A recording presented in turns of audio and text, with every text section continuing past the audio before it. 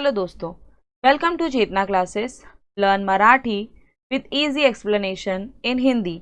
आप सीखने जा रहे हैं मराठी सुलभ भारती स्टैंडर्ड 8 इंग्लिश मीडियम। और आज का हमारा टॉपिक है चैप्टर नंबर 6 आभाडाची आम्ही लेकरे।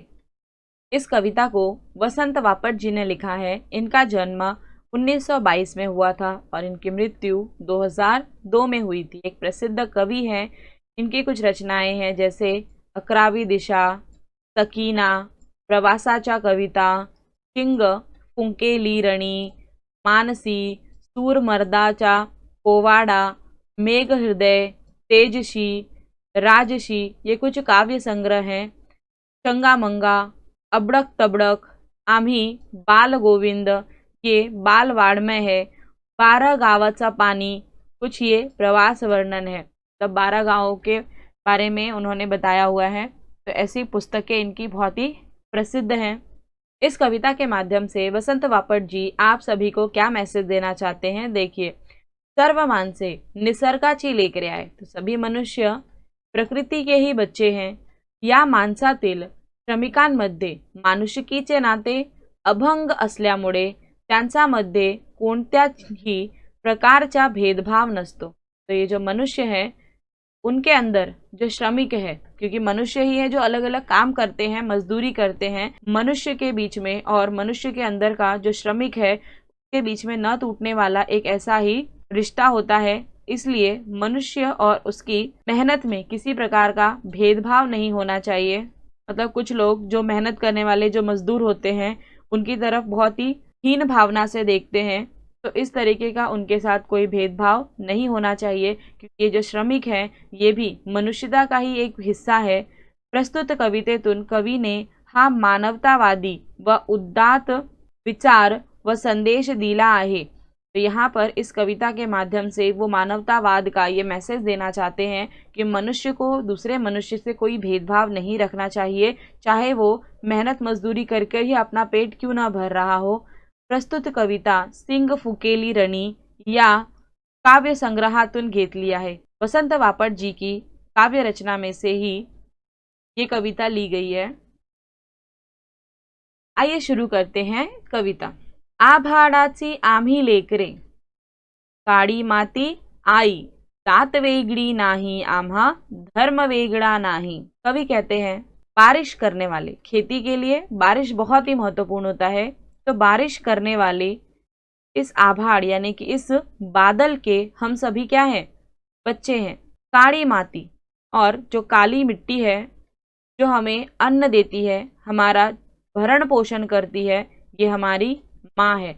तो काली मिट्टी के लिए क्या जरूरी है, ये बादल, क्योंकि बारिश नहीं होगी तो काली मिट्टी अपना जो कार्य है वो नहीं कर सकती है। तो इसलिए बादलों के हम सभी बच्चे हैं और काली माती ये हमारी माँ है। और इसके अलावा हमारा दूसरा कोई भी जात नहीं है और दूसरा कोई धर्म नहीं है। हम सभी बस इतना जानते हैं कि ये काली मिट्टी हमारी माँ है और ये जो आसमान है, यहाँ से जो बादल आते हैं वो हमारे पिता हैं। So we are the children of nature. हम सभी प्रकृति के बच्चे हैं। श्रमगंगेच्या तीरावरती कष्ट करण्याची आमची बस्ती। इसके अलावा श्रमगंगे यानी कि मेहनत रूपी गंगा। मेहनत रूपी गंगा कौन सी होती है, स्वेट यानी कि पसीना। जो हम मेहनत करते हैं तो हमारे शरीर से पसीना निकलता है। तो उस श्रम गंगे के किनारे हम सभी मेहनत करने वालों की बस्ती है। कष्ट करणारी यानी कि हम सभी मेहनत करने वालों की बस्ती है। इसके अलावा हमारा नाम और हमारा गांव बिल्कुल अलग नहीं है, यानी कि हम सभी एक ही गांव के हैं। हम सभी मानवता के देश के हैं और हमारा धर्म भी मानवता ही है। ईमान आम्हा एकच ठावे, घाम गाडुनी गाम करावे, मार्ग वेगळा नाही आम्हा, स्वर्ग वेगळा नाही। तो आगे कवि कहते हैं हमारा ईमान यानी कि हम सभी क्या है, ऑनेस्ट है, हम सभी मजदूर हैं और हम ईमानदारी से काम करते हैं। तो बस ईमान यही एक ही हमारी पहचान है। तो हमारा जो ध्यान बस एक ही चीज़ पर है कि हम कभी भी हमारी ईमानदारी से न चूके और मेहनत करके पसीना बहाकर काम करना। घाम गाड़ूनी, मेहनत करेंगे पसीना बहाकर और अपना काम करेंगे ईमानदारी से। के अलावा हमारा और कोई दूसरा मार्ग नहीं है और दूसरा कोई स्वर्ग भी नहीं है। बस हमें अपना काम करना है, काम में ही हमारा क्या है, स्वर्ग है।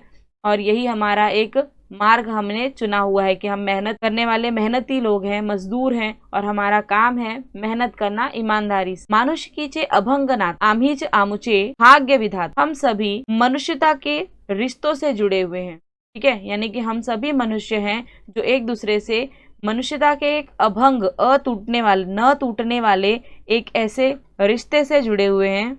आमीच आमचे भाग्य विधाता, हम ही हमारे भाग्य को निर्माण कर सकते हैं। यानी कि हमारी जो डेस्टिनी है जिसको बनाने के लिए भगवान ने हमें खुद मौका दिया हुआ है कि हम जितनी ज़्यादा मेहनत करेंगे, जितना ज़्यादा लगन लगाएंगे अपने काम के लिए, हमें उतनी ज़्यादा सफलता मिलती जाएगी।